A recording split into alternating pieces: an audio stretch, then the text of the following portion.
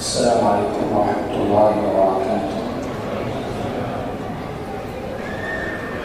الحمد لله رب العالمين، وصلى الله على نبينا محمد وعلى آله وصحبه أجمعين.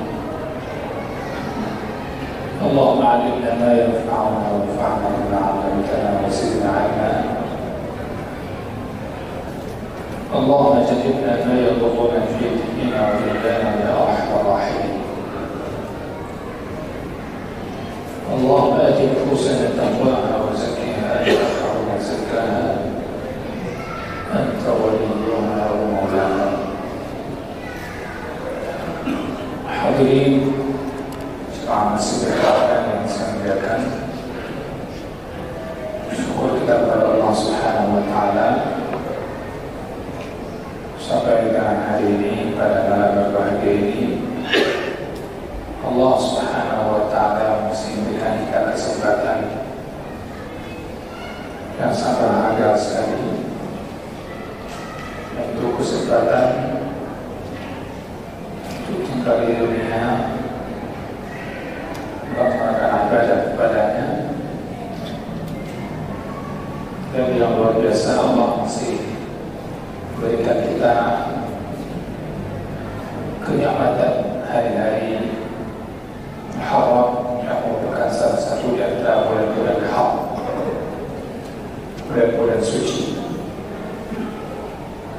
yang mana dimulai sejak Dzulqa'dah, dilanjutkan dengan Dzulhijjah, dan hari ini kita masuk di Muharram. 3 bulan berturut-turut merupakan bulan haram, yaitu bulan suci. Membuat amal kebaikan, amal syar'i dalamnya tentu berbeda dengan bulan-bulan yang lain. Dia memiliki daya lebih. Sebagian bermaksiat di bulan-bulan tersebut juga memiliki dampak kerugian yang lebih besar. Inilah di antara perjalanan waktu yang Allah berikan.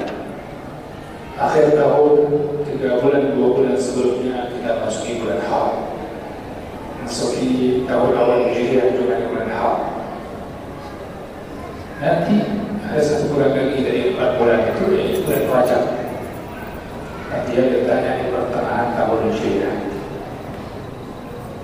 InsyaAllah, inna iddata syuhuri 'inda Allahi 12 syahran fi kitabillah يوم خلق السماوات والأرض منها 4 حرم ذلك الدين القيم فلا تظلموا فيه أنفسكم.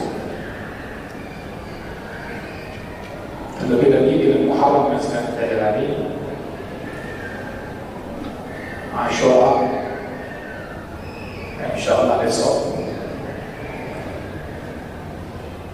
kita masuk hari ke-10-nya. Dan hari ini dari kita selesaikan hari ke-9-nya. Ini memiliki sejarah yang luar biasa. Dulu orang Quraisy di masa jahiliyah juga berpuasa. Nabi SAW berpuasa, dan puasa Asyura itu menjadi hukumnya wajib dulu sebelum diwajibkannya puasa Ramadan.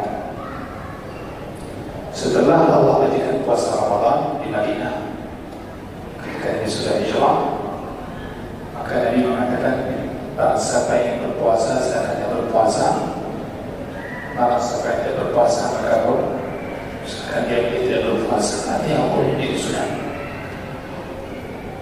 Namun demikian, Nabi berpuasa. Ketika Nabi SAW tiba di Madinah, beliau pun juga melihat orang-orang Yahudi berpuasa. Melihat orang Yahudi berpuasa, dan Nabi bertanya, kalian ini puasa hari apa? Maka mereka mengatakan, hari inilah Allah Subhanahu wa Ta'ala menyelamatkan Musa alaihissalam dengan segenap kaumnya. Dan Allah Subhanahu wa Ta'ala menenggelamkan Fir'aun dengan segenap bala tentaranya. Puasa Nabi Musa berpuasa syukur kepada Allah Subhanahu wa taala. Maka Nabi mengatakan sallallahu alaihi wasallam, "Wa nahnu ahaqqu wa awla bi Musa minkum." Sebenarnya kami ini lebih pantas, lebih utama dibandingkan kalian terhadap Musa alaihissalam. Jadi ada nilai menarik di sini. Puasa-puasa yang ini perlu kita pahami bagaimana sebagai musiknya puasa para Nabi alaihissalam. Puasa sebagai bentuk syukur.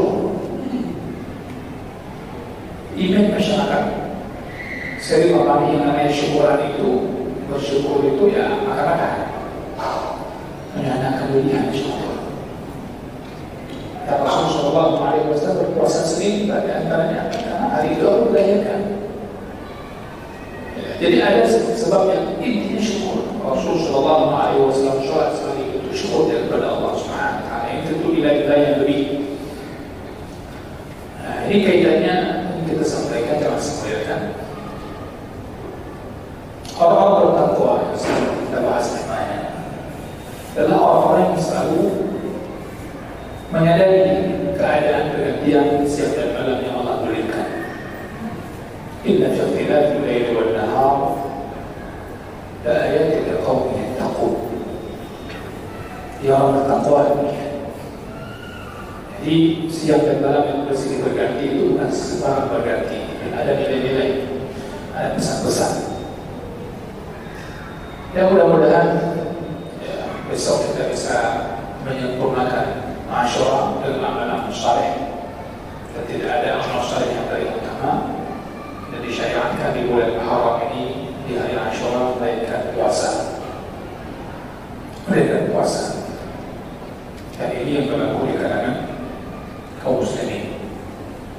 Yang saya maksud kaum muslimin itulah yang Sunnah wal Jamaah. Dalam waktu yang sama kita perhatikan di negara seperti Lebanon misalnya atau Iran, dan biasa disiarkan di TV nasional mereka bukannya berpuasa, bahkan mereka mukul-mukul dada sambil teriak ya Husin, ya Husin, ya Husin. Nah, ini bukan petunjuk Nabi Sallallahu Alaihi Wasallam.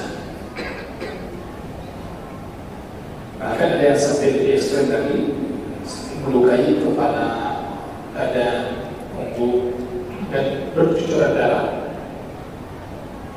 Yang bahkan anak-anak berdosa, anak kecil pun ikut jadi korban. Semua itu kata mereka cinta kepada Husin, tentu sedih dan sayang akan bisa dengan Husin. Cinta kepada Nabi Sallallahu Alaihi Wasallam ini cinta gak jelas. Ya sabuna ila hubba sayyidina Rasulullah. Nah, saya ingin menyampaikan contoh tadi di dalam Rafidhah sejumlah kelompok Syiah. Maksudnya satu nilai ketakwaan yang bisa kita hidupkan di hari-hari mulia seperti Muharram dan Asyura itu baru bernilai ya apabila sebagai petunjuk Nabi Sallallahu Alaihi Wasallam, bukan sesuai dengan hawa nafsu. Saya sedikit ini kan dulu saya pernah diundang oleh orang bukan di sini tapi di negeri Melayu, diundang hari Asyura makan bubur, katanya bubur syura, bubur syura. Saya baru pertama dengar itu setelah tahun 2001.